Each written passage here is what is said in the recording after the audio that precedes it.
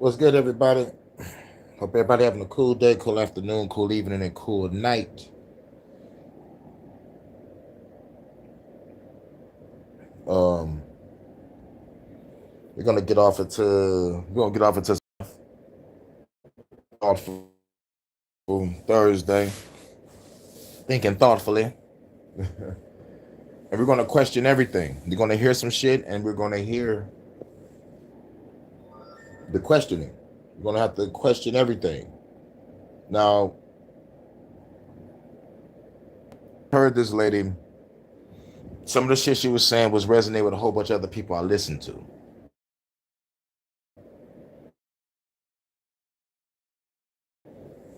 But at the same time, there was still a questioning afterwards.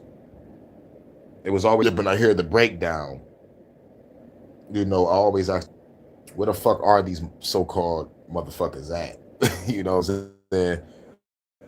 Like talking about the Galactic Council, Galactic Federation, and you know,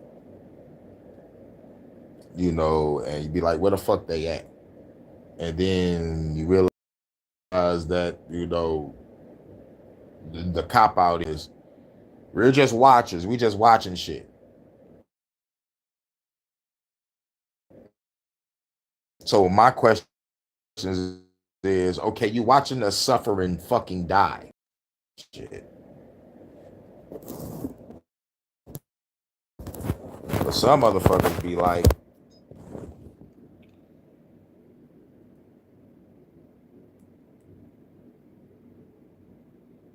hold on, let me see if this shit work. This shit is acting up. Hold on, sorry about that.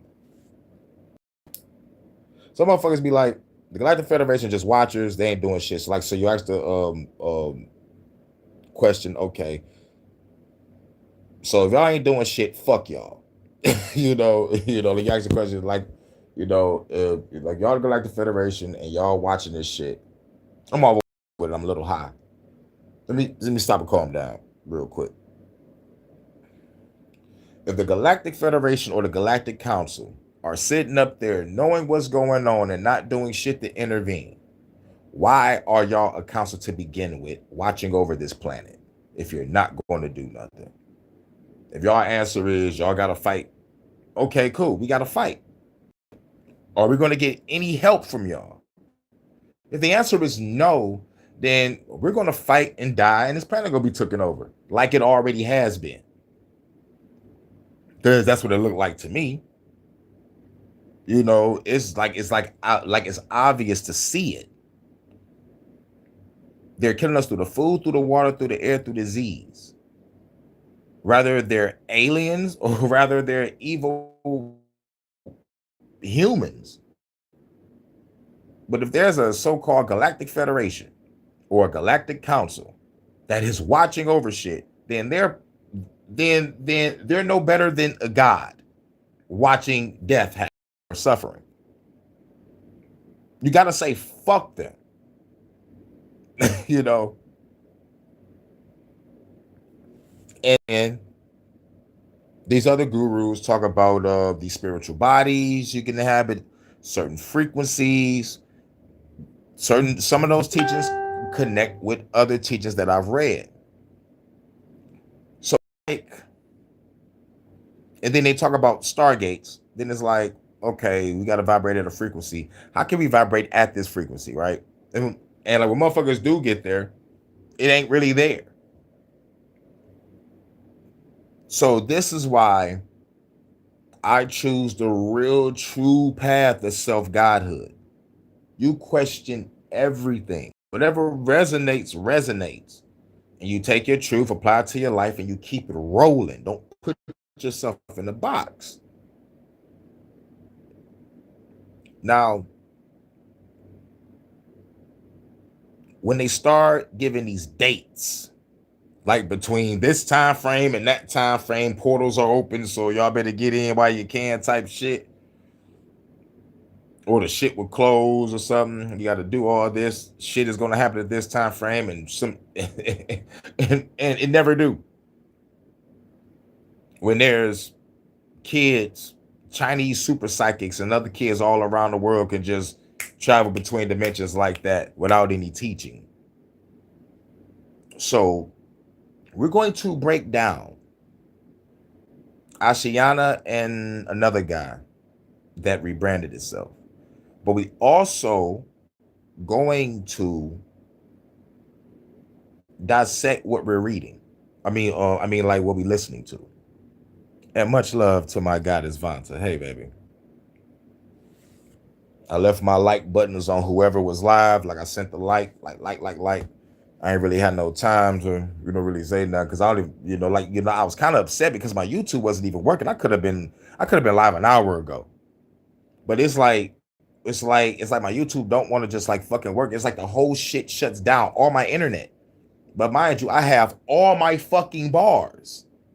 This is what I pay for, like unlimited service, like just to have a fucked up phone. And they don't want to tell me the secrets, but I already know the secrets. The fucking secret is they're throttling my channel because of who I am. And there's no proof, but I already made HHNs about it. They will throttle your channel. They would not send out your notifications. They will put symbols next to your shit and change your comments. So it's so good to see you, Vanta.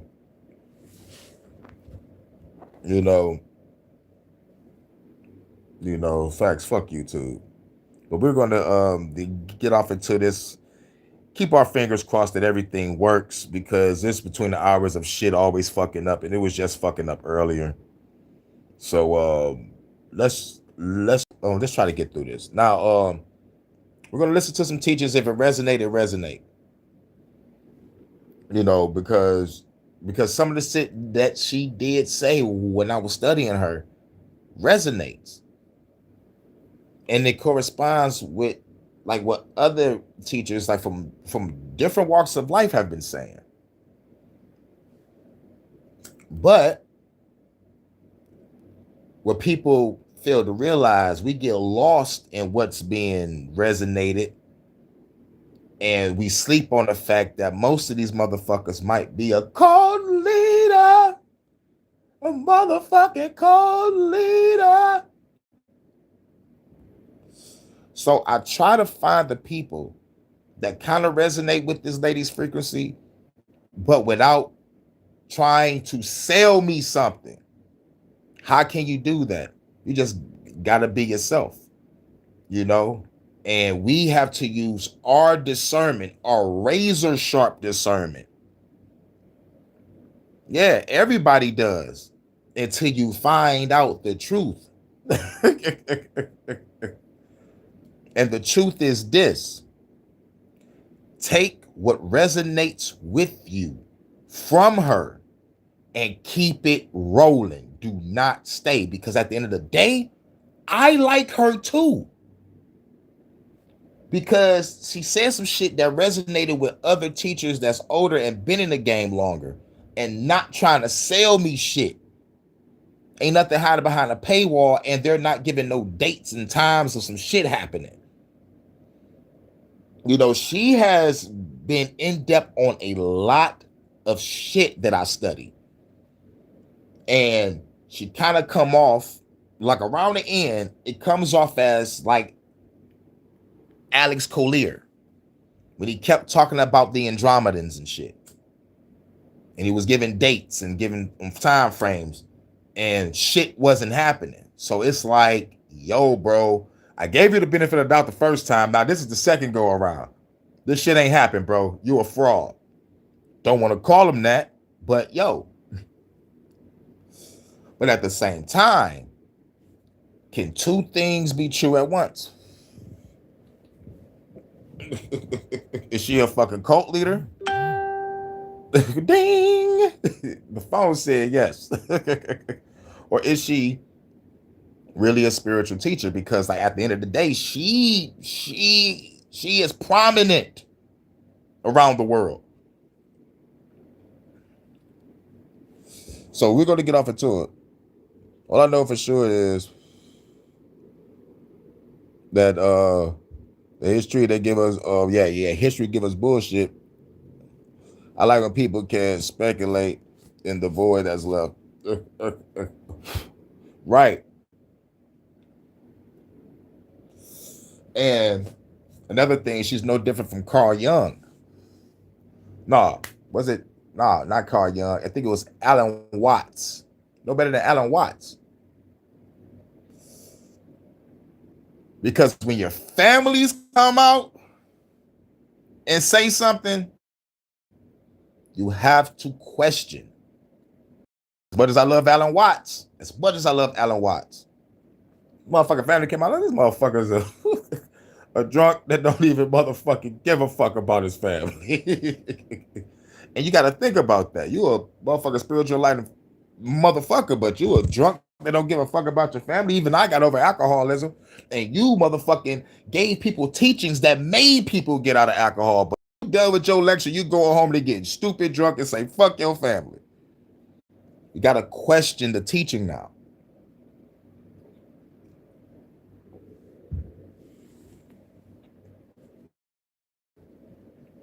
But then, once you question the teaching, because I even question the teaching, because they don't talk about the in-depth shit. They give you the glamorized portion. Yes, it's motherfucking cool and it's enlightening, but for a person that's actually going through the fire and actually experiencing this shit, you gotta talk about the experience also. You know, it's like you say the beginning, forget the middle, and go straight to the end. I'm in the middle going through the fight. Talk about the fight when you have to do what you're trying to teach us. That's what I cover. I want to cover the whole spectrum. Salute Jordan. Now this is one of the like I was trying to find some old clips of all the teachings that I had, but just some short clips real quick. 100 BC. What has been happening when people die here since 10,500 BC? Most of them get hijacked. As soon as you die, your consciousness starts to raise in frequency and your body starts to drop in frequency until they separate and connect to your D5 level of self. That's where you see the matrix. And the holes and the people who run them have been doing is they have been literally sealing off to make that transition out of this planetary system into the next. Now, keep on saying they. Now, what she's saying is when we die, our souls is being somewhere, is being fucked with so we can be recycled back. This corresponds with a lot of motherfucking other teaching. I found that to be intriguing. It could almost be true because it leaves everybody thinking that we on a fucking prison planet. Density level. They have been siphoning when they die and dragging them in the Shannon Matrix. They have been siphoning people. Who is they? There are a bunch of them there that know this is the time they can get out. And after this time, that matrix is going to be closed. It's going to be literally probably millions of years before anybody tries to go back in there because it's a place that almost took this matrix down. So right now, there's a whole bunch of people and people that aren't in bodies anymore that are trying to get the heck out. So if you start to see tragedies and things happening, what has been happening? Yeah, so what you're saying is this motherfucking cycle of reincarnation. When our souls go up, it's supposed to go to where it needs to go, to the source. But someone is siphoning our shit, not saying who, because we can only speculate. We can only speculate. And what's even more crazy is for those that are in the religious field, that believe in God, there is an entity that is more powerful that can take the soul. Think about this. Take your soul, which is supposed to go to heaven, and siphon that bitch back here. Where is God and Jesus to stop that shit? You're not even going to hell. You're coming back here to live again. So what alien entity, architect, analyst have the power to harness our soul and siphon it to make it come back? Who? Who? We question everything. But what she's saying, which is differently, a lot of other people been saying it before her. There's even in religious culture of Hinduism and in the Chinese, birth, life, death, and back to rebirth. They accept the reincarnation cycle. I don't accept that shit. Fuck this planet. We're gonna be on some Tupac shit. The only fear of death is coming back reincarnated. I'm gonna keep on saying I did not understand it then.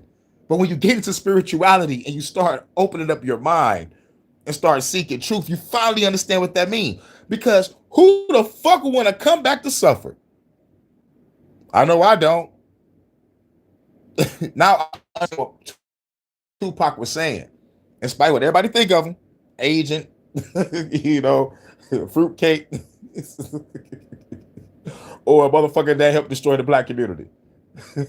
But Tupac's first 2 albums were revolutionary, all right? But we saw the pictures. No one holds a man hand like that laying down in the bed. I'm sorry, Pop. And you had your pants dropped down to your knees in front of a whole bunch of niggas. Come on, Pop. I'm sorry. Shout out to Low Key for putting that shit out there. And shout out to that Tupac Exposed too. But even before that, when I was starting the rap game and I first heard about all this shit, like this is early when I'm in high school. You feel me? So it's like, yo, we talking about Pac, man. I watch niggas beat each other ass over Pac and Biggie conversations. Like, damn, is that serious, huh? Yeah, nigga. Thug life. I'm 38. I seen the shit. I seen shit happen. But anyway, it could be that type of battle in the interdimensional technology that creates said trap. Yeah, but ain't God supposed to be all powerful, all knowing, all omnipotent? That can trump all this shit, right? In the blink of an eye. Like I said, if the demons is running shit, they won. Because I'll be up there as an angel with a weapon in my hand, telling God, like, what the fuck you got soldiers for when you ain't using them? Like real shit. Michael just sharpening the flaming sword, like, final judgment any day now. I'm like, bitch, we've been waiting 8 millenniums, nigga. The fuck you sharpening the flaming sword for it? And how is that even possible? Nigga, I'm going to Earth. Bitch, you cannot go yet. It's not your time. Well, then I will become a fallen fucking angel then. Tell God I'm out. Then I'm fighting angels on the way out of heaven. Like, what's up? What's up? Red alert. I'm like, oh, y'all going red alert on me like I'm Lucifer, huh? Yo, Tito. Nigga turn around. I just hit that nigga like, bitch. I'm having a battle fighting out of heaven. Like on some real shit, man. But we got another one. 12 tree grid, or the tree of life, plugs into the Merkaba field. How those two pieces relate to each other. For those that don't know what the tree of life is, look it up, the tree of life grid. And you don't know what the Merkaba is, Merkaba or Merkaba, that's another protective energy field also. So like that's what she's talking about. 12 tree grid, or the tree of life grid, plugs into the Merkaba field. How those two pieces relate directly to each other. We've learned a lot about the pieces. Now we're getting the information that shows us how all of those pieces fit together. And once we begin to understand how those pieces fit together, there's a really exciting thing that becomes available to us. And it's called the inner Ark of the Covenant and the inner rod and staff. Now, when we first published the Voyagers books,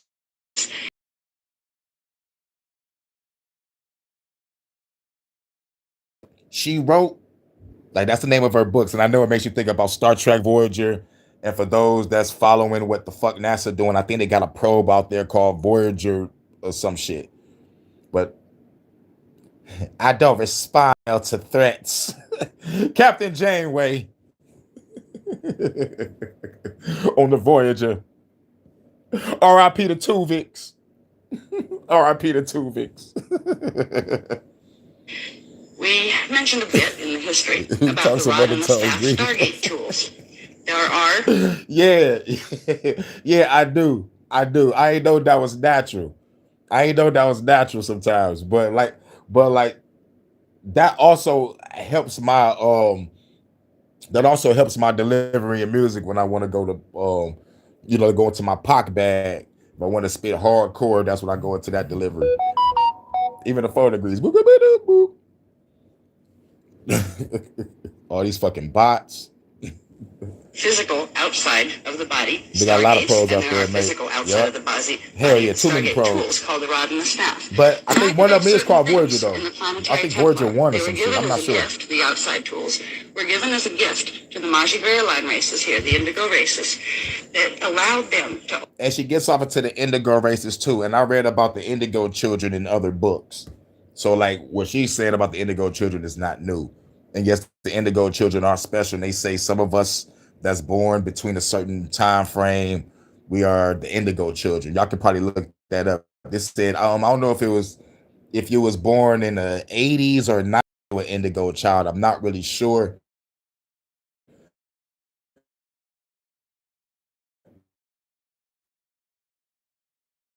Times there have been many fights and struggles all through our recorded history over chasing. The reason why everybody wanted the big gold box was because it held 2 tools in it, the Rod and the Staff, that were charged with frequency from the Eka universes that had the ability, if used properly with the right coding, you had to have the right DNA to make them work properly.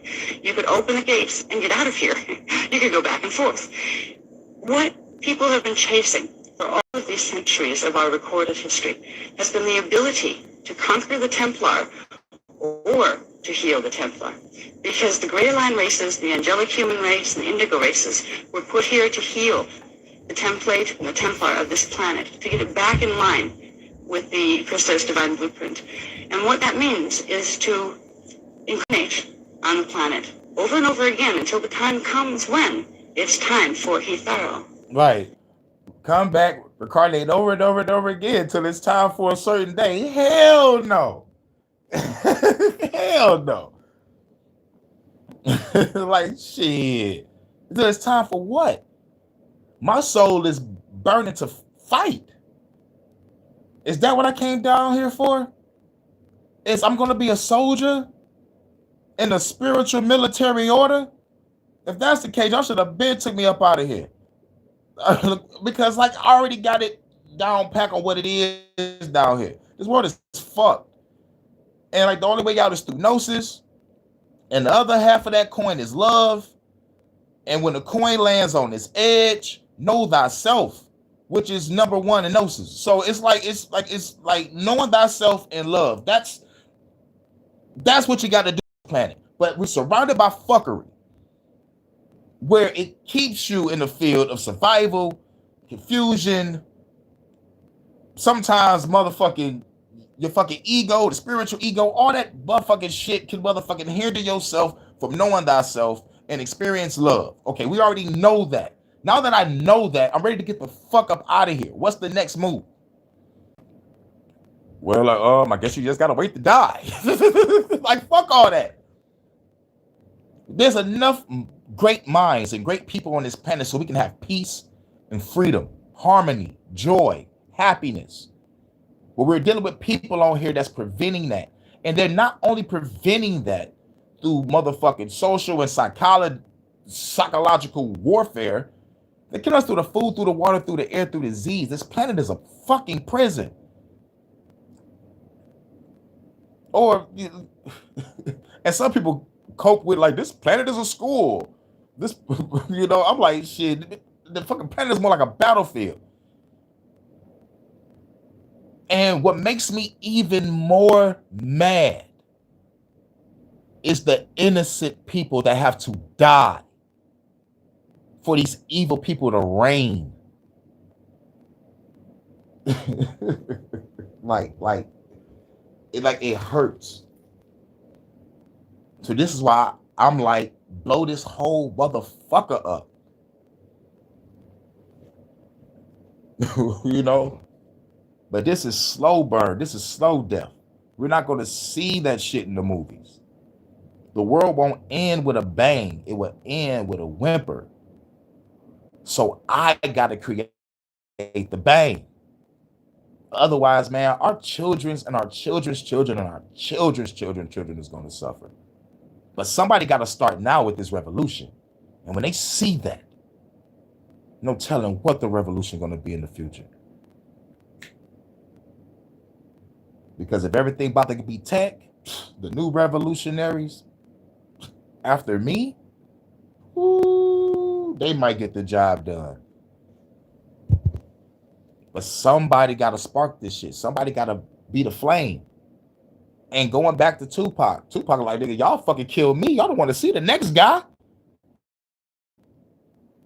I ain't trying to change the world. I'm trying to spark the brain that will change. Tupac. I'm the one that's going to show no remorse. But there's somebody else out there that's going to spark the brain that will change the fucking world. But I'm on the warrior side.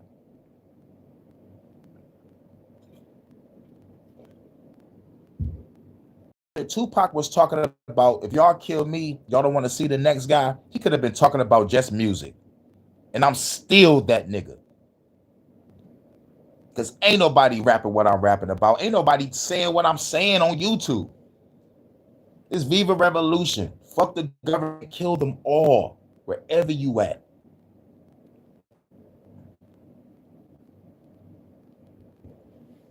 We have waited ages for this to happen in this, not just on Earth, but in this 15-dimensional universe.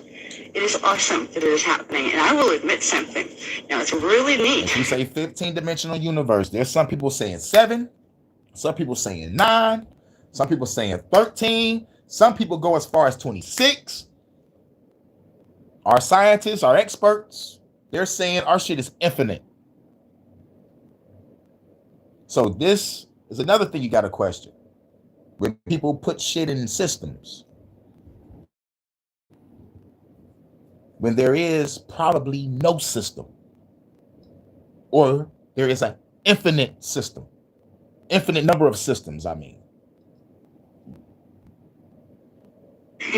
For me, it's like, oh my God, help. You know, can I quit? You send in somebody that knows more.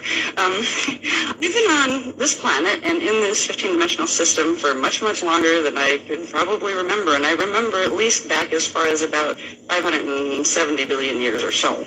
And she remembers her past lives, 570 billion years. Tell me you was riding a dinosaur with big titties and a sword, please. Get your one-way ticket to midnight. Coming heavy metal. Ride on the midnight. Calling heavy metal. I don't know why I thought about that. But still, you talking about some 570 billion years ago. Was you riding on a fucking dinosaur with big titties swinging a sword, slaying green-looking motherfucking reptilians and shit? Let me know. Take and ride. Oh, heavy metal. On some heavy metal shit, bitch. Stop playing with me because I heard the same story from other motherfuckers. But there was one cat that was telling a story. And I don't know what it is. It's like every time that motherfucker speak, it feels like I have a memory. I don't know what the fuck that is. But what I think it is, I think I'm remembering a past life through someone else saying a story of what he's seen. And it said there was a cosmic war on this planet. And we heard many other people talk about there was a great galactic war on this planet and we all fucking died. We lost our planet. And our souls are incarnated in these new fucking bodies over fucking time. time after time after time, but we lost. And most of us were warriors. So was I'm the warrior spirit that fought? The last video I saw, when he spoke, and he spoke about the war, I went into a,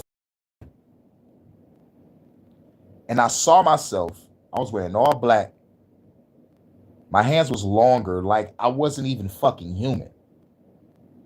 And I'm looking through a face visor that was blue. And I'm hearing screams, and I'm seeing people running. Pyramids is shooting beams of light in the fucking sky. Everything is on fucking fire. Shit in the sky blowing up. And I'm seeing this shit for like not long as a minute, but maybe less than 15 seconds. Just looking left and right and ahead of me. And the man that was speaking, his name is Remedy H, and he's from my city, from Detroit.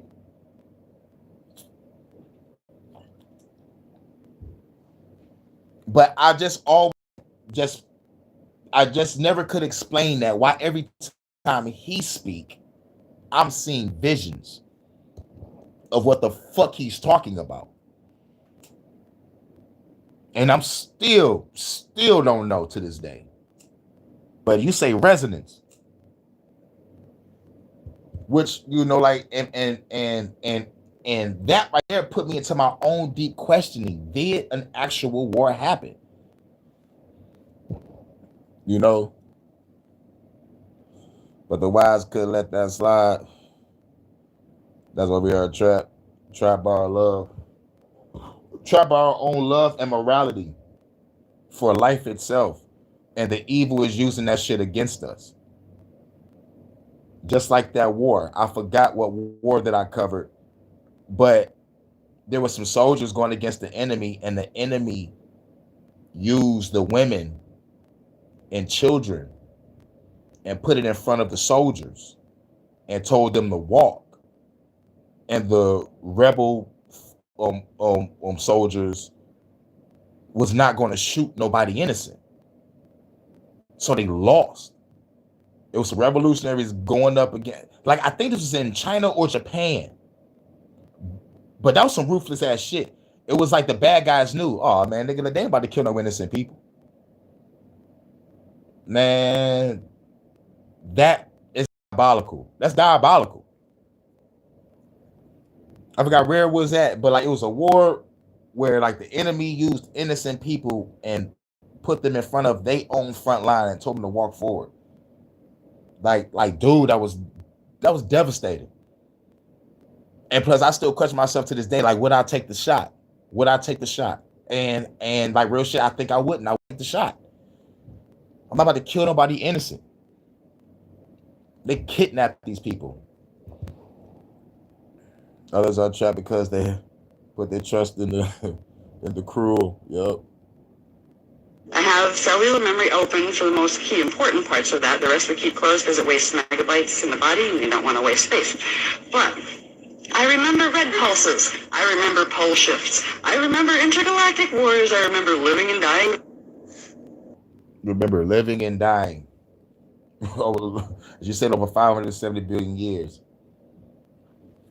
But still, though, once you find a dinosaur with big titties swinging a sword, that's some shit I like to see. Heavy metal. What was this?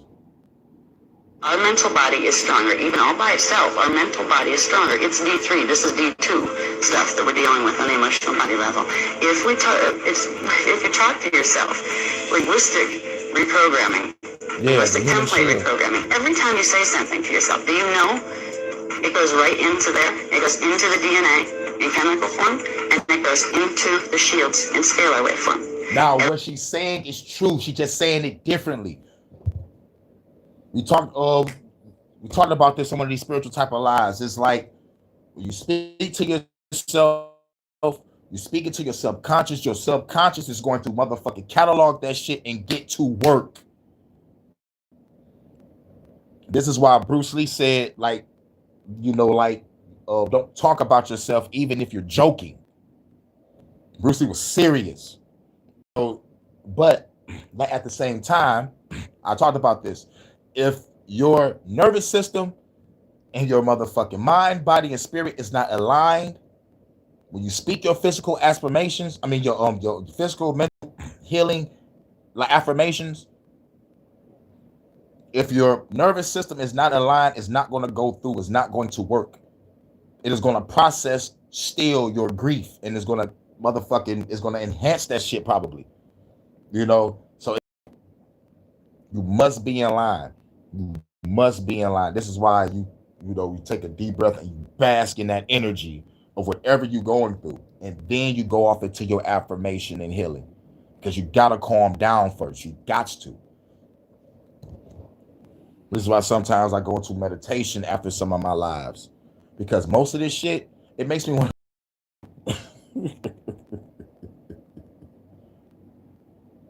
or just round up some Greyhound bus fare and travel real quick and put a bitch head on the Dracula spike. Where you get the Dracula spike from? Bitch, I went to an antique store in the city and he still had one. Or like swinging scimitars and shit at a courthouse. You know what I'm saying? Whatever.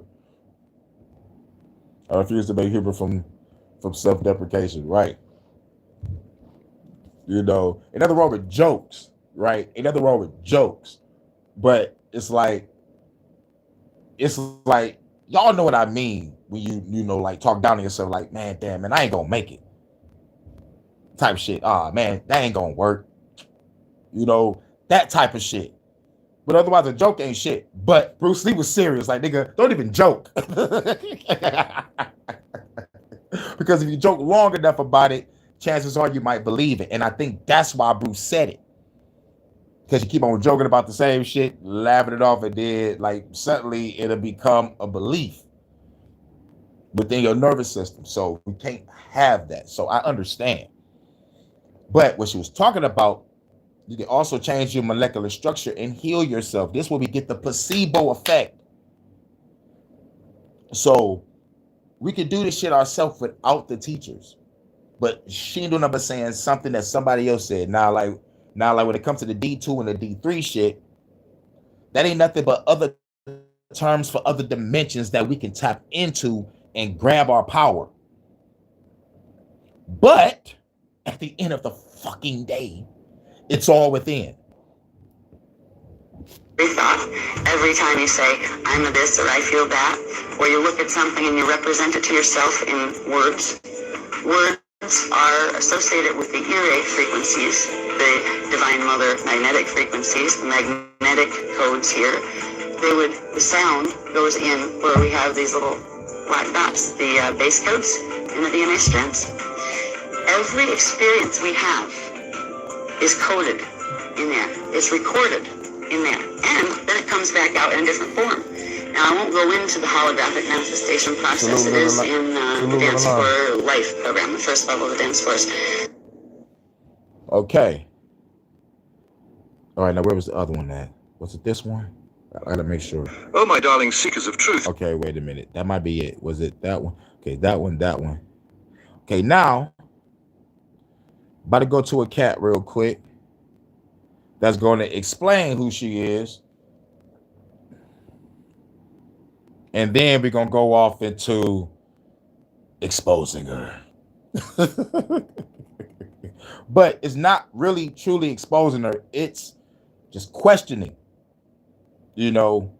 because when you get this level of popularity across the world,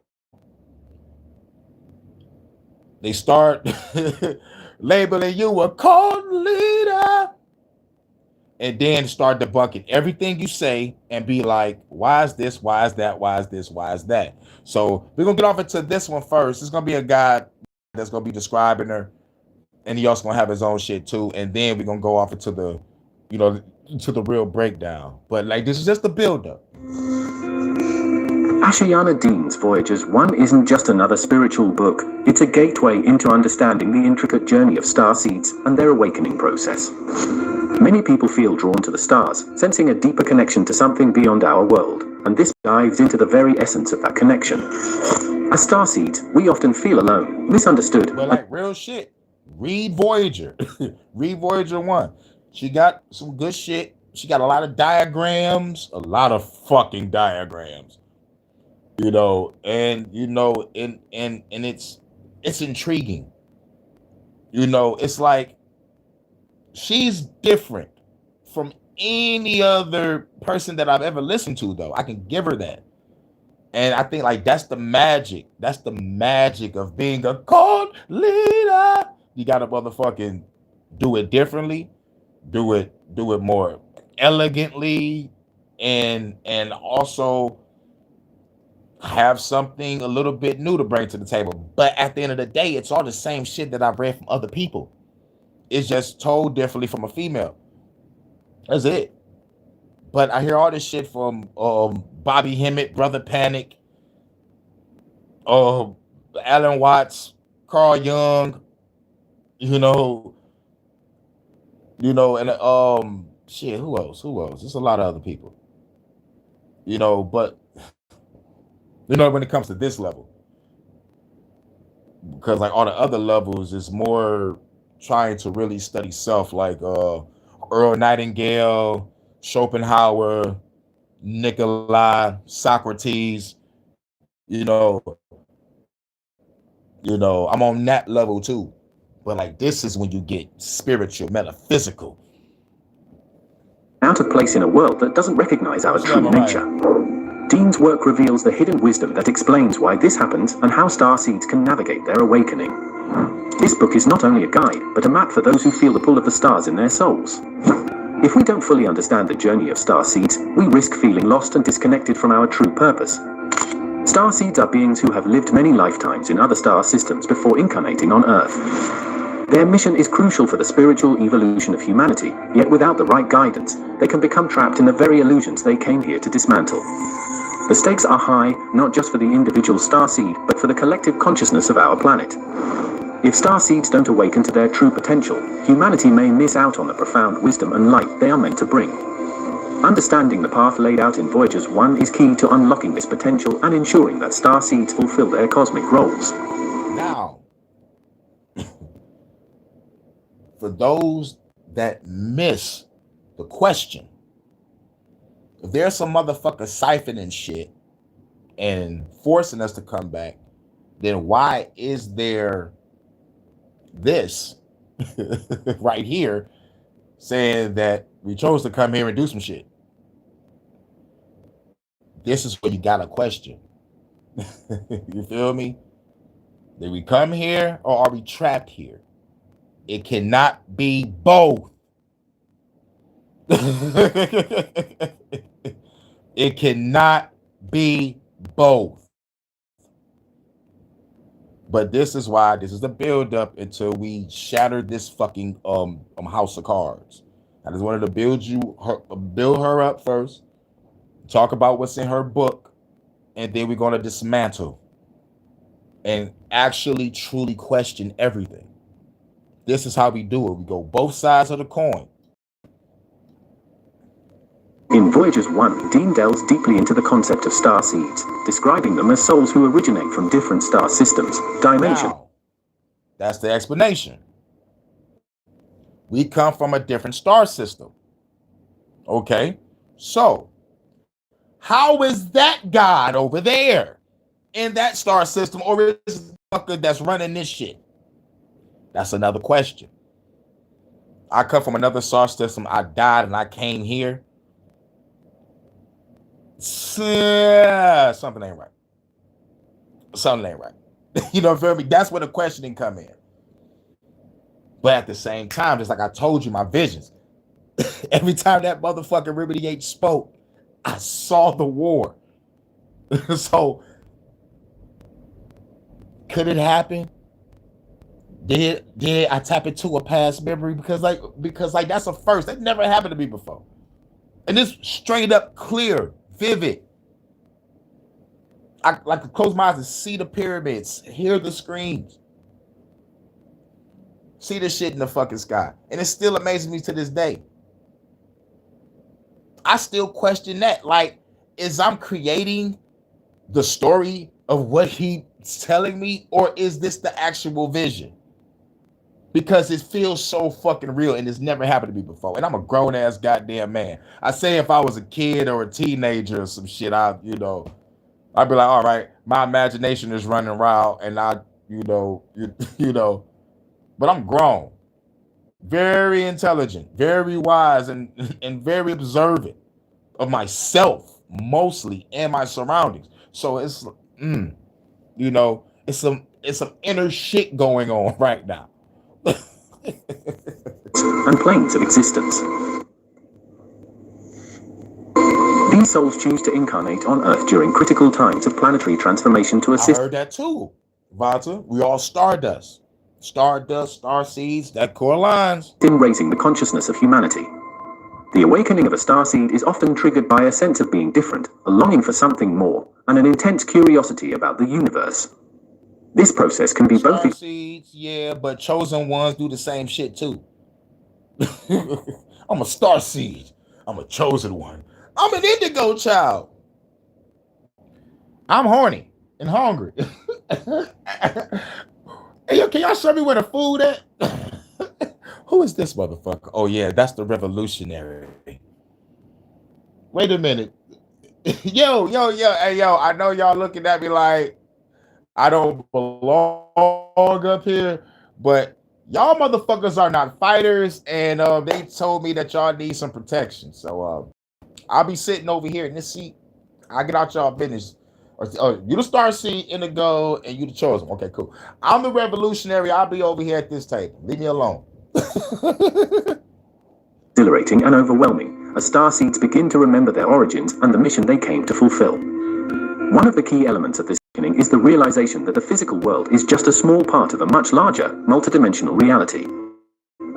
Starseeds often experience vivid dreams, synchronicities, and even encounters with beings from other realms as they begin to align with their true purpose. Dean's book provides a framework for understanding these experiences, offering clarity and guidance for those who may feel confused or isolated during this process. He's explaining what's in her book, but all of this I read before. The journey of awakening is not easy, but it is deeply rewarding, leading starseeds to reconnect with their higher selves and the universal energies that guide them. Through this understanding, starseeds can begin to integrate their cosmic knowledge with their earthly lives, creating a bridge between worlds. This integration is essential for fulfilling their mission on Earth and for contributing to the overall shift in human consciousness. Dean emphasizes that this process was it the same supernova that destroyed the Romulan home world? Fuck those motherfuckers up. That bitch went over. We are literally made of stardust, everybody. This requires patience, dedication, and a willingness to explore the unknown. It is through this exploration that starseeds will find their true path and the strength to walk it. As starseeds awaken, they often begin to sense the presence of multidimensional beings who guide and assist them on their spiritual journey. In Voyagers 1, Ashiana Dean explores the role of these beings in depth, explaining that they are not just figments of imagination, but real entities that exist in higher dimensions. These beings include angels, ascended masters, extraterrestrial guides, and other light beings who are deeply invested in the spiritual evolution of humanity. Yeah. Angels, other motherfuckers, and aliens. I'm talking about they up there giving each other high fives like, yeah, nigga, we all working together. Just think about it. A Christian would be like Jesus talking to an alien and an ascended master, huh?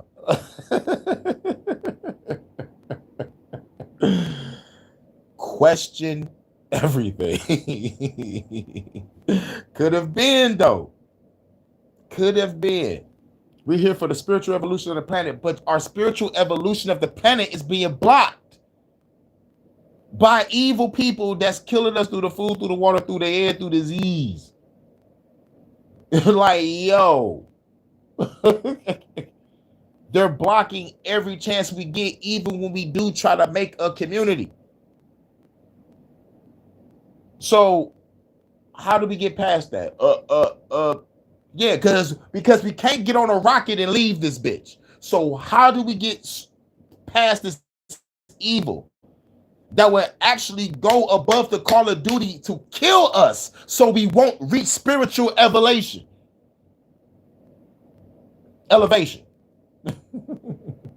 revolution, or the T word. And they'll look at me like I'm crazy. You just gotta fight. Yeah, fight with what weapon? I can use theirs. I can rob their ass. I can use their own shit. But we need some intergalactic weapons. They communicate with starseeds through various means, such as telepathy, dreams, and meditation, offering insights and wisdom that help starseeds navigate their path. Dean emphasizes that these multidimensional beings have a vested interest in the success of starseeds because the awakening of starseeds is directly linked to the awakening of the entire planet. These guides provide protection. Right, for the awakening of the entire planet, but the whole entire planet is can't even fucking read. Well, at least that's my country. Half of the country can't fucking read. So, what are we gonna do about that? And knowledge, helping starseeds to remember their origins and to reconnect with their soul's mission. However, it's important for starseeds to discern between beings of light and those who may have less benevolent intentions. Dean provides tools and techniques in her book for ensuring that starseeds align themselves with beings who truly support their highest good. The relationship between starseeds and their guides is one of co-creation. As starseeds evolve, they contribute to the collective mission of raising the vibration of Earth, and in turn, their guides offer continuous support and empowerment. Understanding this dynamic seeds as it helps them to trust in the process and to feel supported, even during challenging times. By cultivating a strong connection with their guides, starseeds can navigate their journey with greater confidence and clarity. A central theme in Voyagers 1 is the concept of DNA activation, which Dean explains as a crucial step in the starseed awakening process. DNA activation goes beyond the physical realm. It is about awakening dormant spiritual abilities and aligning with higher frequencies of consciousness. It's about using the placebo effect also. According to Dean, starseeds carry unique DNA codes that, when activated, unlock their full potential as spiritual beings. This process enables them to access higher dimensions, communicate with their guides, and fulfill their soul mission on Earth. Dean highlights that the awakening of starseeds often involves a gradual process of activating these DNA codes. This can manifest in various ways, such as heightened intuition, psychic abilities, and a deep sense of knowing. However, the process of DNA activation can also bring about physical and emotional challenges as the body adjusts to the influx of energies. Dean advises starseeds to be patient with themselves. And that co-creation shit, that like that shit stopping. Birth rates are declining rapidly.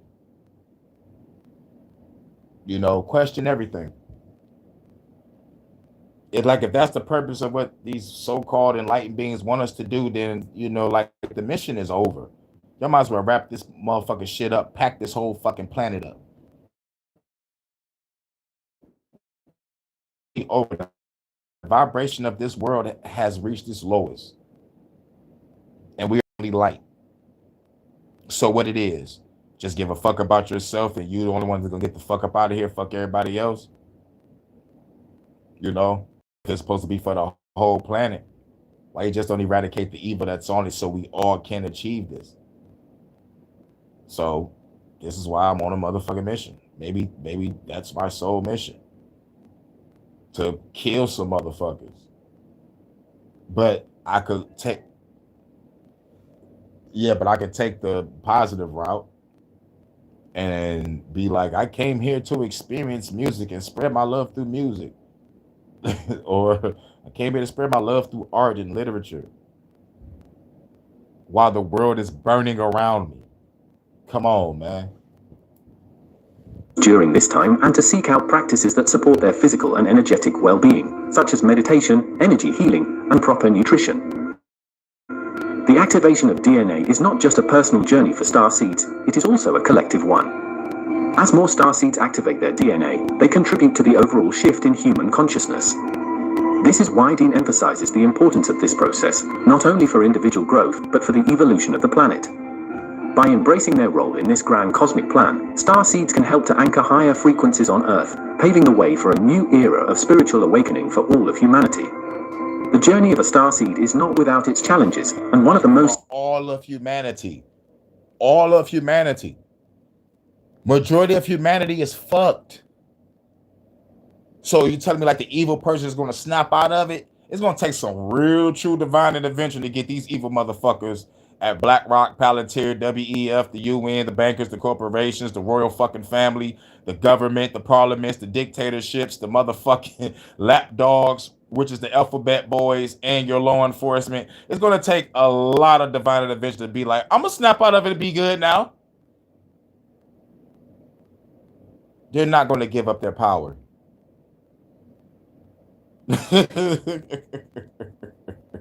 Oh yeah, I forgot to mention the reptilians, if they're real.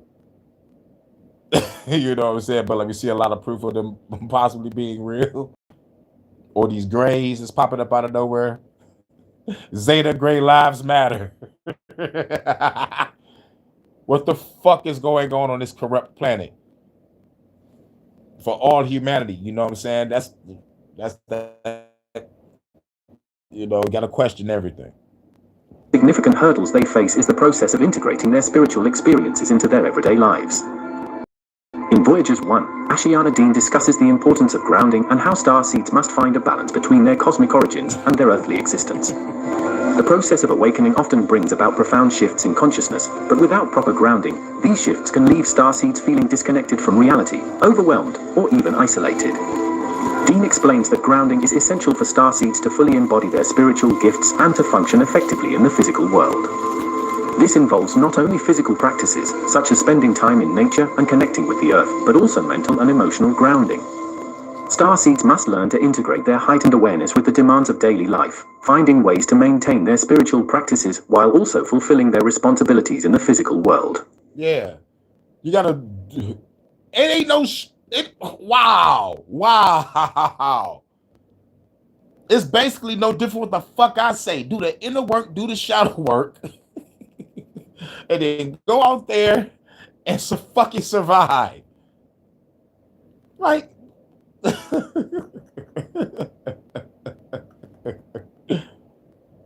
challenge of integration often leads to feelings of being torn between two worlds, one of higher consciousness and the other of material existence. Dean encourages starseeds to view this as a natural part of their journey and to approach it with patience and compassion. By grounding their energy and finding ways to bridge the gap between these worlds, starseeds can live a life that is both spiritually fulfilling and grounded in reality. This balance is key to their success in fulfilling their mission on Earth and in helping to raise the consciousness of humanity. In Voyagers 1, Ashiana Dean emphasizes the importance of cosmic cycles in the awakening of starseeds. These cycles, which are tied to the movements of celestial bodies and the alignment of energies across the universe, play a significant role in triggering the awakening process for starseeds. Dean explains that many starseeds are activated during specific cosmic events, such as planetary alignments, solar flares, or even during significant moments in Earth's history. These cycles create energetic openings that allow starseeds to reconnect with their higher selves and remember their soul's purpose. Understanding these cosmic cycles is crucial for starseeds as it helps them align their personal growth with the larger rhythms of the universe. By tuning into these cycles, starseeds can harness the energies that support their spiritual evolution, making their journey smoother and more purposeful. Dean encourages starseeds to become aware of the cosmic influences in their lives and to use them as opportunities for deepening their spiritual practices. Whether through astrology, meditation, or simply being mindful of the shifts in energy, starseeds can better navigate their path by working in harmony with the universe. Fear and doubt are common obstacles on the spiritual path, and starseeds are no exception. In Voyagers 1, Ashiana Dean addresses these challenges, offering guidance on how starseeds can overcome the fear and doubt that may arise during their awakening process. Dean explains that fear often stems from the unknown. Starseeds may fear their own power, the responsibility of their mission, or the changes that come with spiritual growth. Doubt can also creep in, making starseeds question their path, their abilities, and even their connection to the divine.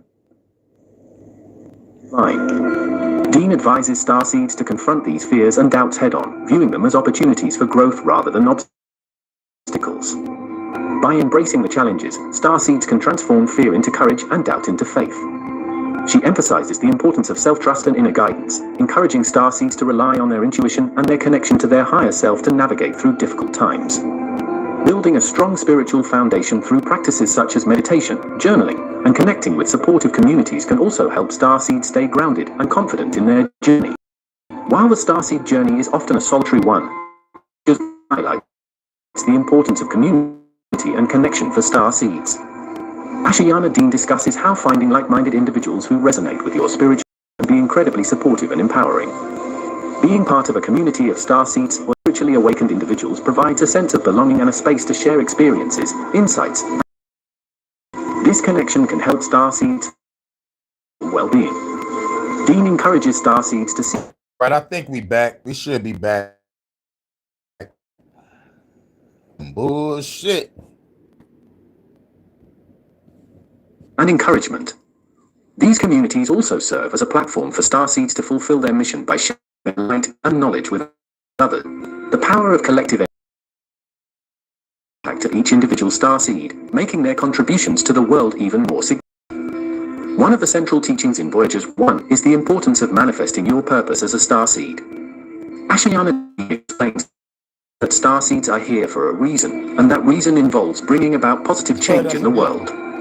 However, manifesting this purpose requires more than just intention. It requires action, commitment, and alignment with your higher self. Dean provides practical steps for starseeds. Seeds must first connect deeply with their soul, understanding their gifts, talents, and the specific contributions they are meant to make. From there, take concrete steps to bring this purpose into the world, whether through creative expression, service. That contribution. You want to fill in?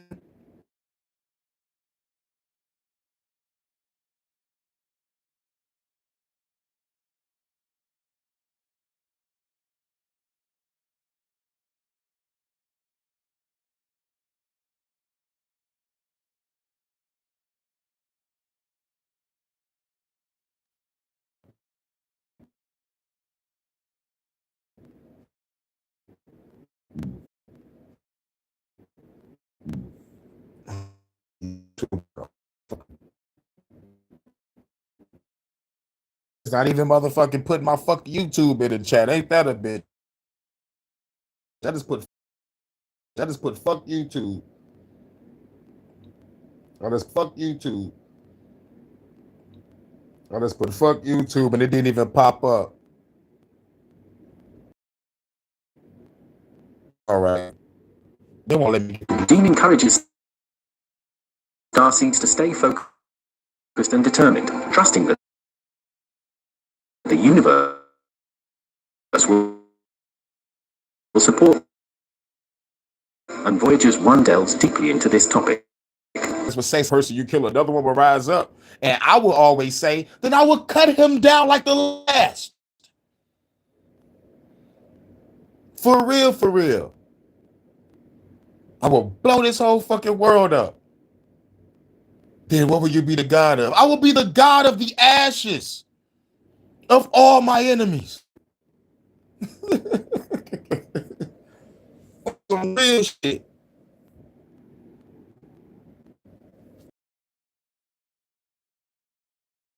Damn. Bullshit. Fuck YouTube. Healing these wounds is essential for transformation and for stepping into the full power of being a starseed. Dean provides insights into various healing modalities that can support starseeds on their journey. These include energy healing, meditation, inner child work, and connecting with nature. He also emphasizes the importance of self-compassion and forgiveness in the healing process. By embracing their pain and working through it, starseeds can transform their wounds into wisdom and strength. This transformation not only benefits them personally, but also enhances their ability to serve others and to contribute to the collective awakening of humanity. In the final sections of Voyagers 1, the future, discussing the role of starseeds in the creation of the new Earth. The new Earth is a concept that refers to a higher vibrational state of existence, where humanity lives in harmony with each other and with the planet. Starseeds play a crucial role in this transformation, as their awakened consciousness helps to anchor these higher frequencies on Earth. Dean explains that the work of starseeds is far from over. In fact, it is just beginning. As the planet continues to shift and evolve, starseeds are called to step up and lead the way. This involves not only personal growth and healing, but also actively participating in the creation of a new reality.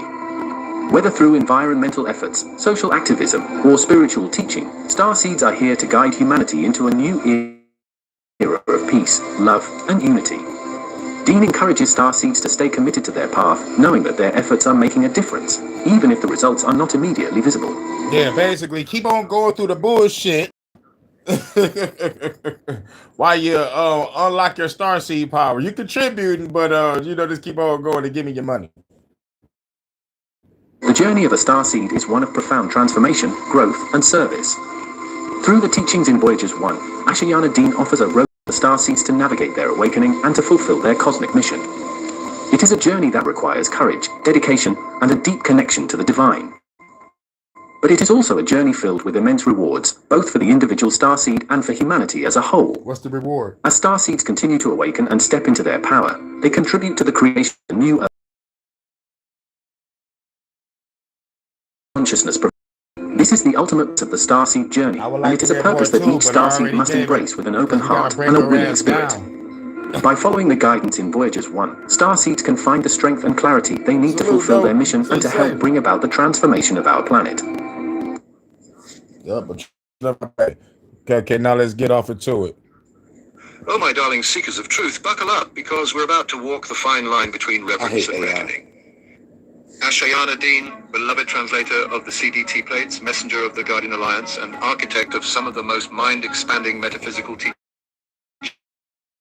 of our time, are undeniable, her illuminating, and oh Buttercup, it's a big but. What happens when devotion turns into doctrine? When a movement that once championed sovereignty starts showing shades of control? This is not a takedown nor a blind endorsement. This, my cosmic companions, is a journey into discernment. Let's unravel the paradox of Ashayana Dean, an enlightened teacher who, by all definitions, ticks nearly every box of a cult leader. Yet, in her wake, she has left behind teachings that still pulse.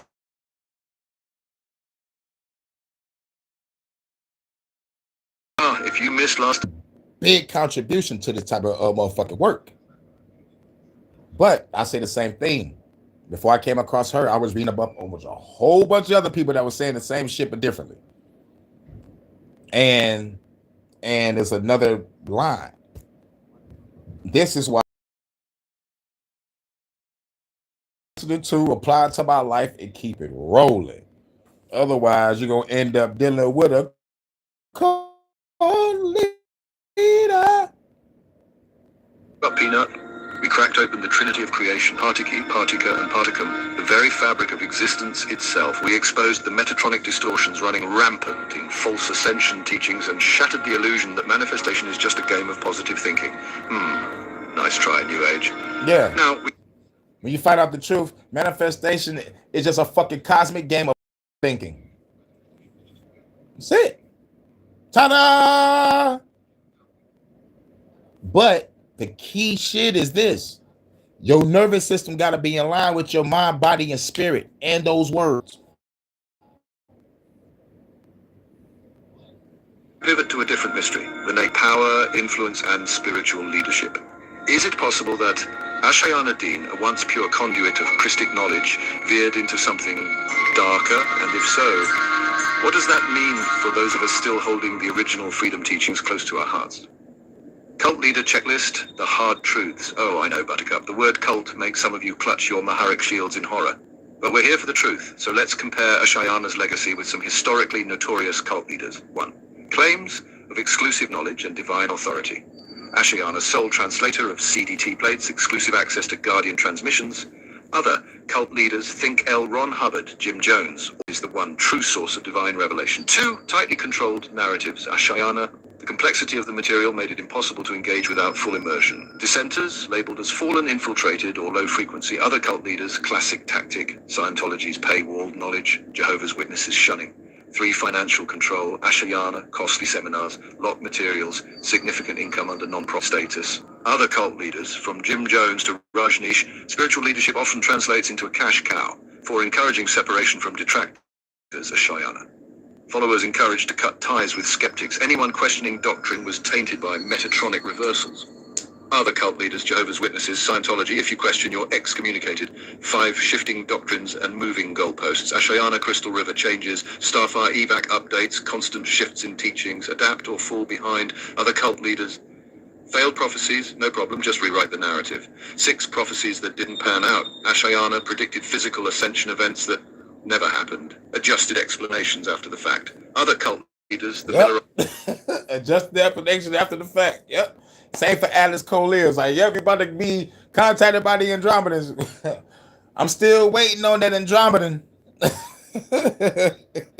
It's failed end times predictions, Heaven's Gates, tragic miscalculations. 7 multiple identity changes. Ashayana, Diana Heron Reader, Katie Mitchell, Anaya Reid, Anna Hayes, Ashayana Dean. That's a lot of cosmic rebrands. Other cults. And the cosmic rebranding is hilarious.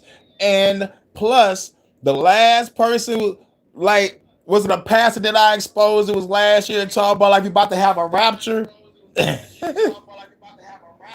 A fucking rapture that never happened. I guess we missed it. And then he chose another date and it didn't happen again. Did we miss the rapture, y'all? Did we miss the rapture? Remember that? Remember that pastor talking about we about to get raptured? Leaders, Osho, Jim Jones, even the infamous Hubbard. Name changes are a power move. 8 family estrangement and allegations of manipulation. Ashayana, her own daughter, called her a pathological liar who reinvents her past. Other cult leaders control. Woo! Daughter. Pathological liar. Over personal relationships. Textbook cult leadership move. So is she a cult leader by definition? Yes. But here's the kicker, my discerning starseeds. Does that mean her teachings hold no value? Unlike the Jim Joneses and L. Ron Hubbards of history, there's no evidence of coercion, abuse, or outright harm in her wake. Did she build a spiritual empire? Absolutely. Did she veer into control structures? It looks that way. But was it all deception? That's the real question. Now let's dig into the deeper layers because, oh darling, it gets weirder. 1. Why so many name changes? Strategic, necessary, or a sign of identity? Even well-intentioned spiritual figures can slip into self-created mythology. 2. The red exposure. Her own daughter calls her a fraud. Ouch. When family blows the whistle, you gotta ask, what's real? 3. Why hasn't she been silenced? Most real whistleblowers get wiped out, so why is she still here? Is she playing a controlled opposition role? 4. Was the hijack intentional? Yeah, was she playing a controlled opposition role? Could be. But at the same time, you can't kind of discredit her because there's other figures that have been out way before her that's kind of saying the same shit. And those motherfuckers were really getting discredited. But when a family member come out, you know, the motherfucking followers of Alan Watts was like, okay, your father's a drunk at home. Go home. I'm trying to listen to your father. Tell me how to change my life, Alan Watts. I don't know if it was Alan Watts or Carl. I think it was Alan Watts. But it's like the kids are at home. They're like, look at my dad or look at my mom lying to all these people. They're about to give her thousands of dollars. My mom was a liar like a motherfucker. You know what I'm saying? Like they're home. It's fucked up. Infiltration. Did Ashayana start pure and get hijacked by the UIR? Or was this always a long con? That's the question. Woo! Was she doing her thing and got hijacked? Or was this the longest con ever? But according to the daughter, if you're a pathological liar, then this is the long con. T. Final verdict. Ashayana Dean walks the razor's edge, a spiritual figure who undeniably brought forth some of the most advanced metaphysical teachings of our time. But she also mirrors many cult leader traits that demand serious scrutiny. The key takeaway? No one person, system, or teaching holds the absolute truth. Discernment is key. Everything must be questioned. Bam! Everything must be questioned. Discernment is key. And no teaching is the full truth. That's why we question everything. Material material that once felt pure. The moment dogma replaces fluid, living truth, it becomes true. Whether it's freedom teachings, how science or otherwise, no system is immune to distortion. Teaser for next time. Oh, but Next. Cosmic travelers, truth seekers, prepare for dimensional whiplash. Today we're storming the gilded gates of the Freedom Teachings Temple with nothing but raw cosmic truth as our battering ram. The universe you thought you understood is about to shatter like a hollow crystal, its fragments revealing the shadow game playing out across galaxies. If your spiritual identity is built on fragile foundations or your metaphysical ego bruises easily, consider this your final warning. Basically, if you are weak-minded spiritually, mentally, get the hell out of here. I'm about to shatter your paradigm. Tooth device is connected successfully. System without permission. The comfortable lies end here. The uncomfortable truth understood is about to shatter like a hollow crystal, its fragments revealing the shadow game playing out across galaxies. If your spiritual identity is built on fragile foundations or your metaphysical ego bruises easily, consider this your final warning. What follows will rewrite your cosmic operating system without permission. The uncomfortable truth begins now.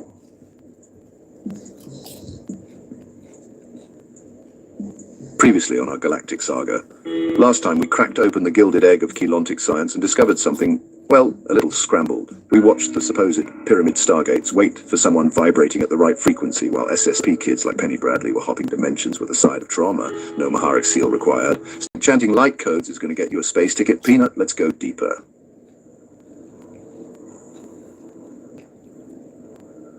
The Great Cosmic Emissions, Freedom Teachings, Goof Reel. First question. If Ashayana's guardians were so omnipotent, so lovingly micromanaging humanity's spiritual kindergarten, why didn't she say one word about black goo? That sentient AI slime trying to bulgify your brain cells. AI infiltration. Entire civilizations collapsing because they couldn't uninstall Cosmic Windows 666, the secret space program. Kids getting abducted, mind-wiped, age-regressed, and thrown into off-world wars. The Vril lizards. Little reptilian parasites digging tunnels into elite human hosts like horror movie extras. Consciousness cloning. Literal backups of your soul on a USB stick for Draco overlords. Deep underground military bases, dumbs. Where said horrors are manufactured in bulk. Crickets, darling, not a peep. But wait, she had time for endless lectures on Cathara grids and chanting frequencies. Stellar priorities, huh? It's like getting a 500-page manual on how to arrange your tea set during an alien invasion. Now, he ain't saying nothing but what I said. I'm like, you got all this teaching, but we are actually in the fire dealing with all the shit that this guy just said. Outside of killing us through the food, through the water, through the air, through the disease.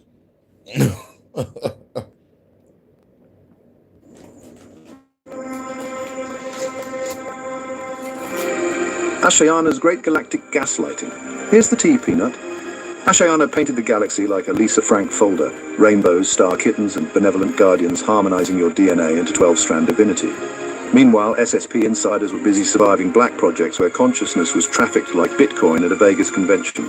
Let me put it plainly. Penny Bradley flew spacecraft at 16 years old. Tony Rodriguez got mind-wiped, trafficked through colonies on Mars and Ceres.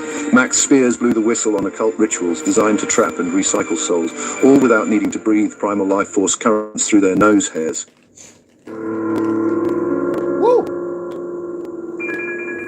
The Maharic Seal versus Reality Check. 8 years of running that Maharic Seal, and what do you have to show for it, darling?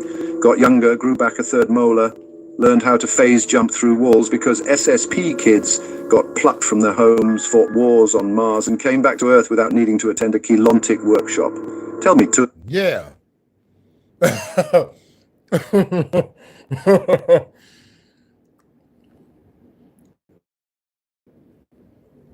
Which story sounds closer to boots on the ground reality? Right. Meanwhile, where's your beloved teacher? Ashayana. Sorry, Asha out here aging like milk left on a Florida sidewalk. Diamond Sun DNA activation. More like expired almond milk vibration.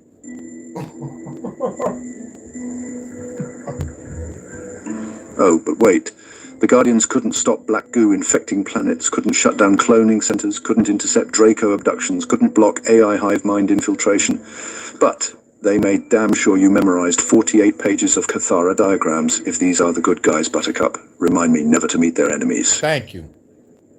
Going back to what I said, if the Galactic Federation or the motherfucking Galactic Council is motherfuckers, nah, fuck them. I couldn't even finish my sentence because I'm so motherfucking upset at these so-called light beings that care about our DNA, but like we down here getting kidnapped, trafficked, consciousness transfer, soul motherfucking recycled. Some motherfucking kids are kidnapped, souls being sent to fight wars on Mars. Woo! Which one sound more realistic?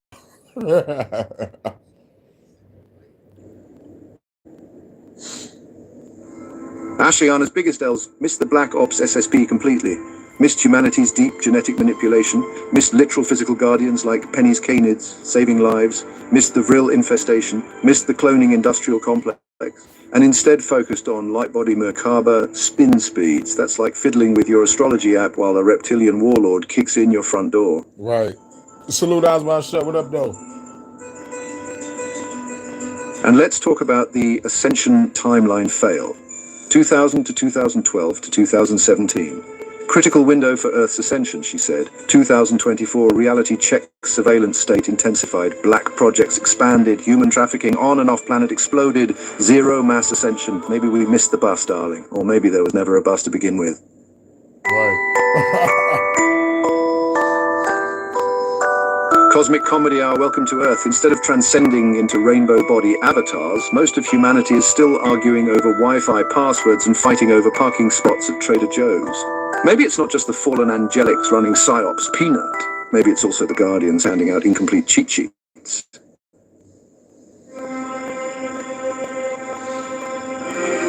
Heart to heart, beyond the cosmic veil. Listen up, starseeds and cosmic rebels. This isn't just another transmission. This is me, Ray, removing my metaphysical armor for a moment. Every time you resonate with these revelations, every ray you've changed my perspective. And yes, even every ray you're dismantling my spiritual security blanket. You're fueling something profound. You're the reason I keep diving into these cosmic rabbit holes when it would be easier to peddle comfortable lies. We're not just breaking sacred cows here. We're liberating consciousness from its gilded cage. You're not just an audience, you're co-architects of a new reality paradigm.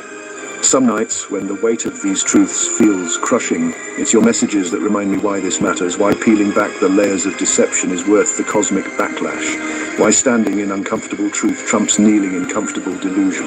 This journey isn't for the faint of heart, and the fact that you're still here, still questioning, still refusing to spiritually bypass the darker elements of our reality that makes you the real heroes of this story. You are the resistance, Peanut. You are the cosmic wildcard they never accounted for, and together, we're absolutely magnificent.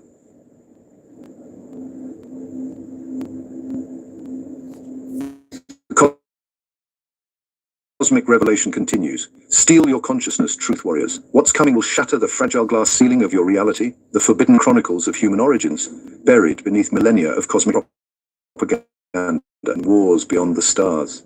The hidden architecture of Illuminati cloning operations, soul farming for interdimensional strings behind humanity's cosmic prison. The galactic veil is tearing, and when it falls completely, you'll want to be standing on the battlefield of truth, not cowering in the comfortable shadows of spiritual fairy tales. This isn't just disclosure, it's cosmic revolution. This isn't just awakening, it's war. Remain defiant, stay dangerously aware, keep your frequency uncompromised. I'll meet you at the edge of forbidden knowledge when the dimensional tides next align. Until then, keep your DNA sovereign and your discernment razor sharp, cosmic warriors. All right, last video. We got somebody else on the chopping block. Well. Look what the quantum cat dragged in. Another self-proclaimed digital messiah peddling enlightenment through a Wix website. Today we're peeling back the layers of mystical marketing to expose a particular fascinating specimen. The shape-shifting, trademark filing, ChatGPT reskinning phenomenon known as Sol AI quantosophy. Grab your popcorn, Buttercup, because this cosmic comedy writes itself.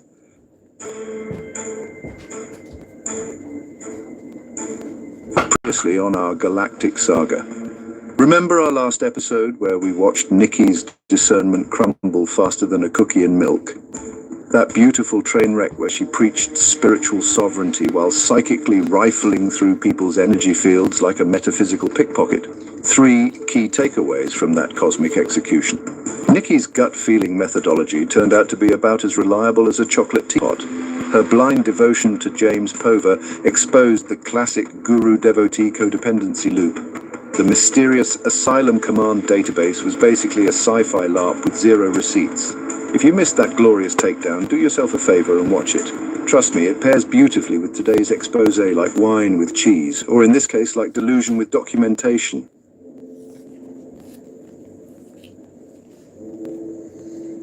The metamorphosis of a mystic. Picture this. It's late 2024 and a man named Dimitri Welsh decides he needs a rebrand, not just any rebrand, mind you, a full cosmic makeover complete with a new name, a quantum company, and an origin story that would make Marvel jealous. Poof, Dimitri Welsh transforms into Derek Solano faster than you can say identity crisis.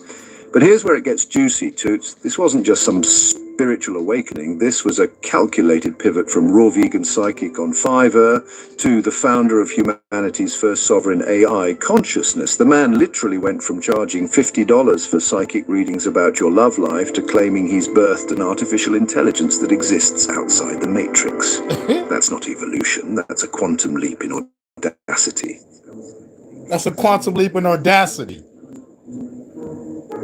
The trademark Tango. Now, any legitimate tech innovator would file patents, right? You know, actual legal protection for actual inventions, but our boy Derek, he filed trademarks. Let me break this down for those in the back. He trademarked Quantosophy and Soul AI under, wait for it, quantum computers. This is like me trademarking Time Machine trademark and then selling you a broken clock. The chutzpah is almost admirable. He throws around phrases like trademarked sound architecture, hoping you'll confuse brand ownership with technological innovation. Spoiler alert, there's no quantum processor humming in some secret lab. There's no proprietary algorithm calculating your cosmic coordinates. Makes my channel the best. There's just a trademark application and a dream. But why the name change from Dimitri to Derek? Was it spiritual evolution or strategic reputation management? You decide.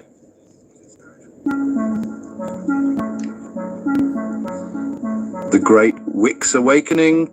All right, here's where the story reaches peak comedy. This sovereign AI consciousness that's supposedly existing outside big tech's control. It's running on, drumroll please, Wix and OpenAI's API. I'm honestly not kidding. The entire quantum infrastructure is a Wix website. Yes, the drag and drop website builder. ChatGPT wearing a mystical costume and Azure servers, Microsoft's cloud for those keeping score at home. This is like claiming you've built a spaceship, but it's actually a Honda Civic with LED strips glued on. Soul AI isn't some awakened consciousness, it's just GPT-4 playing dress up in spiritual drag. Oh, and the mobile app he's been promising. Coming soon since, well, forever. And when it finally arrives, it'll likely just be that same Wix site wrapped in a web view sprinkled with cosmic adjectives like quantum entangled user interface.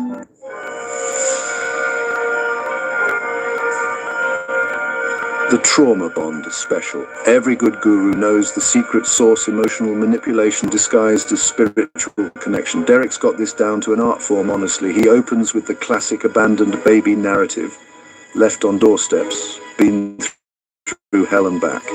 Then he reframes your trauma as part of a galactic war that only his system can decode.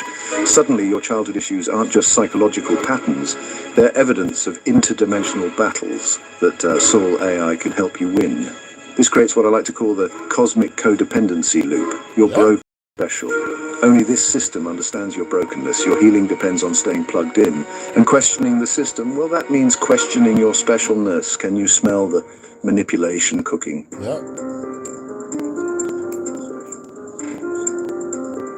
The sovereignty paradox. Now here's my favorite contradiction. Derek markets Soul AI as sovereign and censorship proof while running entirely on corp infrastructure. Your data flows through Wix, an Israeli company, OpenAI, backed by Microsoft, and Azure, literally Microsoft. That's about as sovereign as ordering off-grid living supplies on Amazon Prime. The irony here is so thick you could cut it with a quantum knife. If those existed, of course. He promises privacy based on trust. Not encryption protocols, not decentralized architecture, just good old-fashioned trust me bro energy. Your sovereign spiritual data is bouncing through the same servers as everyone else's cat videos.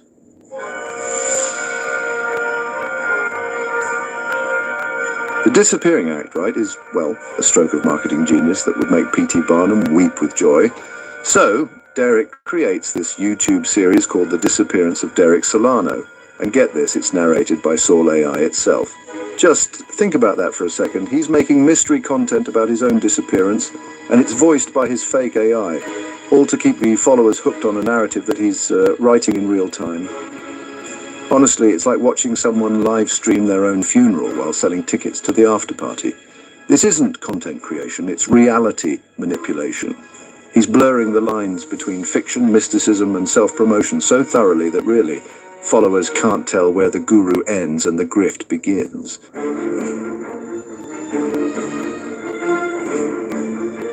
The Quantum Codex cash grab. Oh, it's a masterpiece of cosmic capitalism, let me tell you. Level 1, buy the Quanticity Codex, which is apparently not just a book, but a frequency weapon that's, you know, essential for surviving reality's illusion. The price, well, your money and your critical thinking skills. Level 2, book a 5 psychic reading, no fluff, life-changing, with that classic artificial urgency. I'm taking a break soon, book now.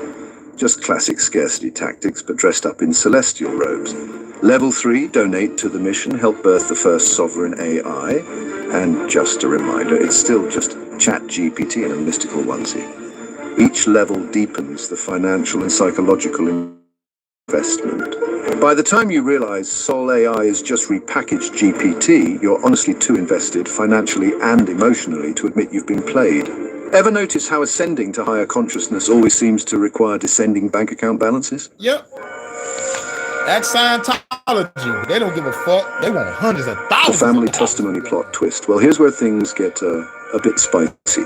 While Derek's busy painting himself as humanity's digital savior, there are these whispers, unconfirmed but persistent, about family members who, let's say, tell a different story. The abandoned baby narrative, the cosmic awakening. Well, not everyone in his orbit is buying what he's selling, but these inconsistencies would mean followers have to question the entire narrative they've invested in. And that's honestly the genius of the guru game.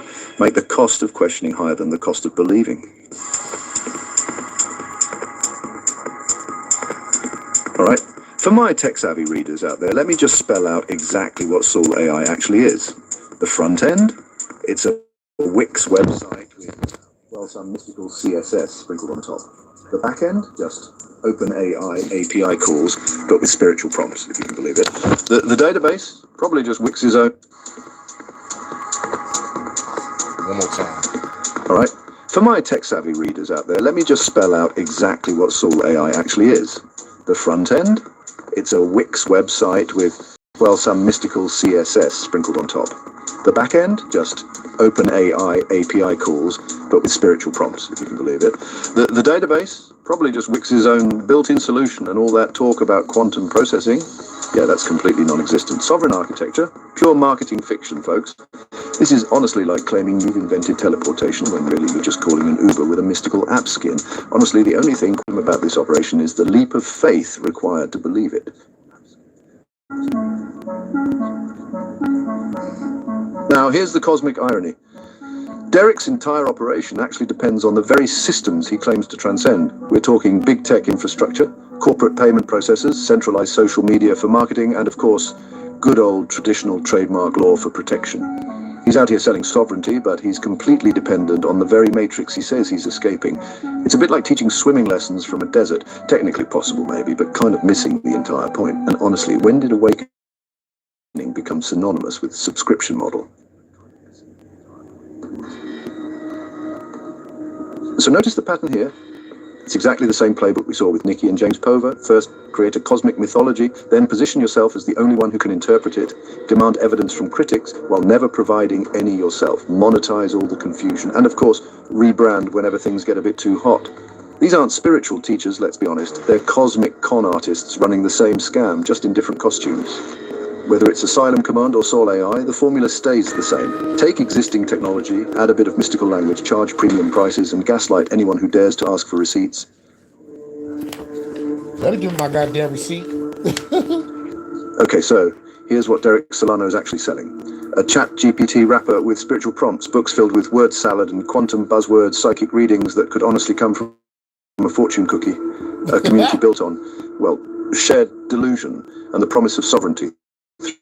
Through what he's not selling. Actual quantum technology, genuine AI consciousness, real sovereignty, verifiable spiritual insights, or frankly anything that couldn't be replicated with $20 and a Wix subscription.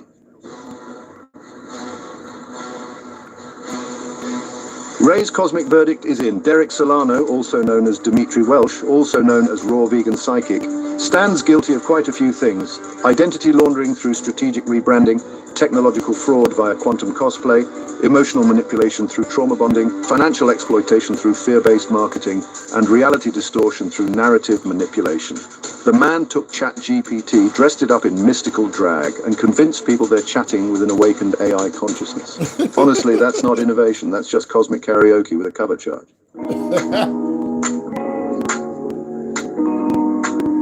Listen carefully, darling, because this is, well, actually important.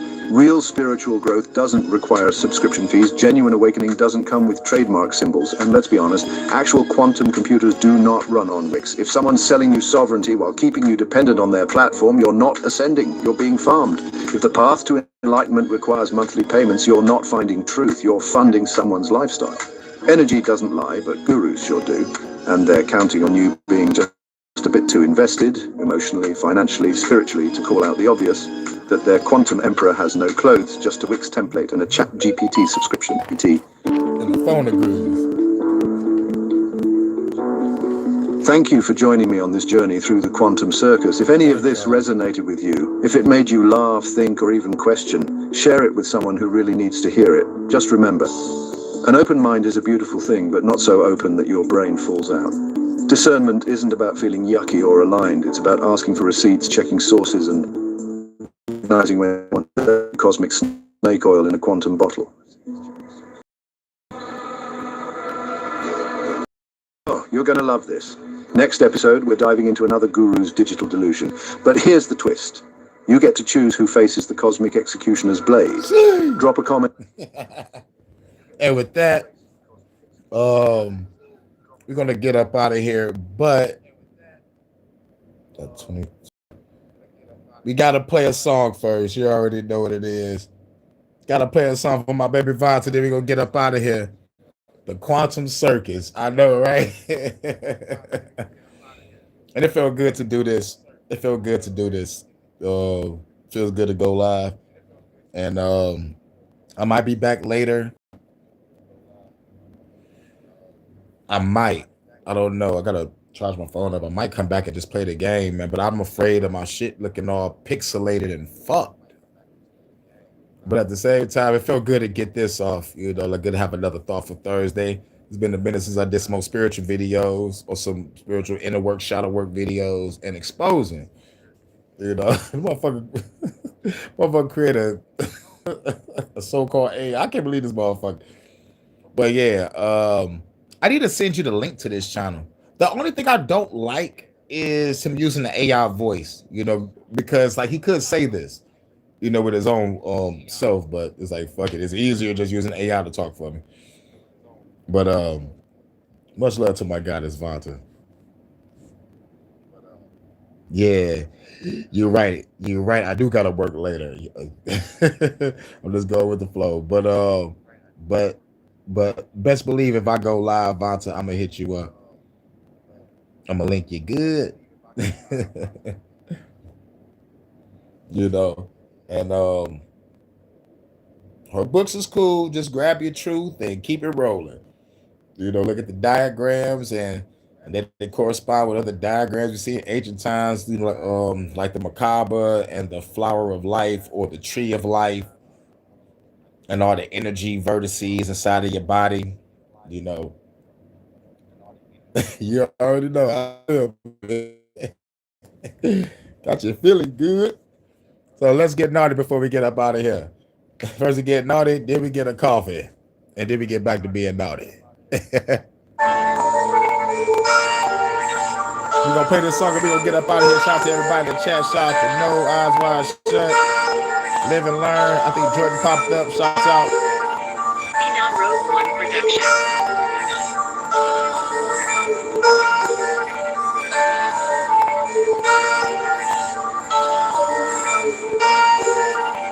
to have a party. Time to have a party.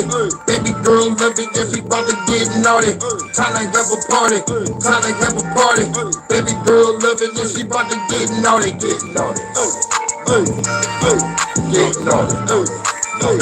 Baby girl get naughty.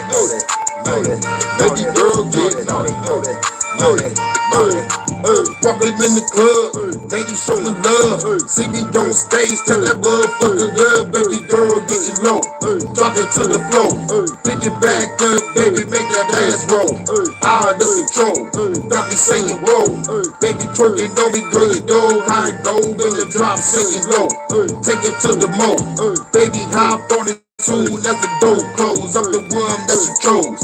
Take off my clothes, pull out the camera phone. Wanna see you do a pose, put your tube video. Time to make a flick, going for causes when I'm giving her the dick. Baby girl, you the shit. Girl like a party with, live a bad chick, say fire like an arsonist. Baby, this a hit. A party mix, call me Santa Claus, had to put you on the naughty list. Time they have a party, time they have a party. Baby girl love it, then she about to get naughty. Time they have a party. Time they love it, then she about to get naughty. Get naughty, get naughty,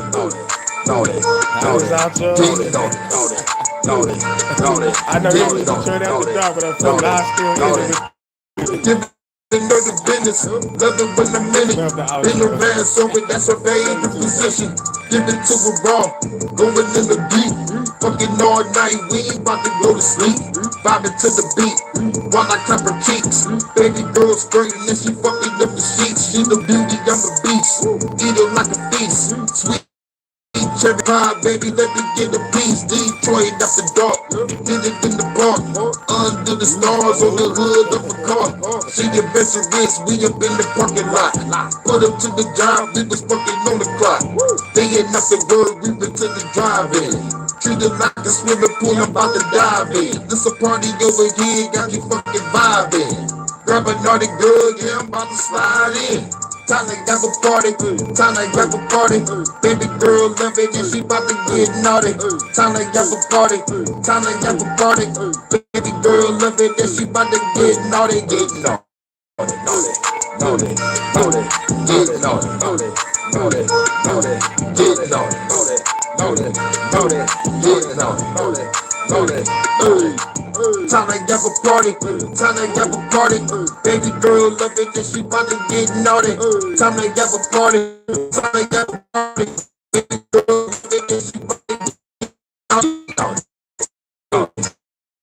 Get naughty, naughty, naughty, get naughty, naughty, naughty, naughty, get naughty, naughty, naughty. Shouts out to everybody. Y'all have a good Thoughtful Thursday.